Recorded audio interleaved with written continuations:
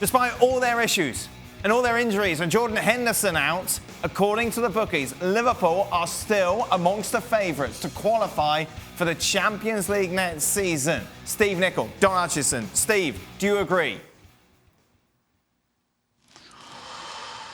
Oh my goodness. Well, I tell you what, it's not usually a smart move to go against the bookies because normally they're right, but I'm trying to figure a way of how they're going to be right because the way I'm thinking, they must think that Liverpool's front three are going to catch fire because that's the only way they're going to qualify for the Champions League next year. And nobody can turn around today and really put their hand on their heart and think that that's just going to happen. Because right now, regardless of the opposition, the front three, they don't look as though they can score against anybody. So to have them so strongly fancied to get in the top four doesn't make any sense to me, I'm afraid. Don, you were shaking your head. Well, I've got no idea how the bookies think Liverpool are going to get in the top four when they're chasing one spot. I mean, Leicester are 9 points ahead of Liverpool. Liverpool are not reeling Leicester in, who are in third, 9 points away from them. So they're only chasing one spot. And there's so many clubs wanting that fourth position. And Liverpool are bang out of form. I've got no idea how the bookies have them favourites to finish fourth. I suppose the issue is, Ali, if you look at the other contenders, OK? West Ham, we're expecting them to slip up at some stage. Chelsea haven't exactly set the world alight under Tuchel. So that every other team have got their issues as well. Yeah, and that's exactly it.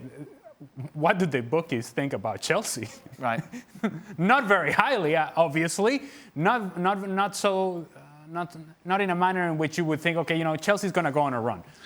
What we have seen from Chelsea under Thomas Tuchel is ordinary, is boring, predictable, but somewhat effective, I suppose. They're getting results.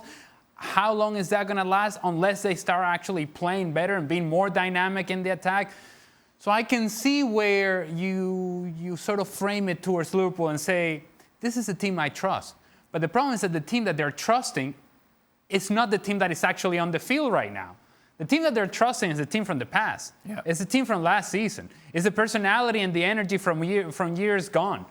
The team of this season, you cannot trust, and certainly not that back line. And that, to me, is the key, that you're thinking about Liverpool of what they were 6 months ago, a year ago. It's a much different team than what they are right now. Go on, Steve.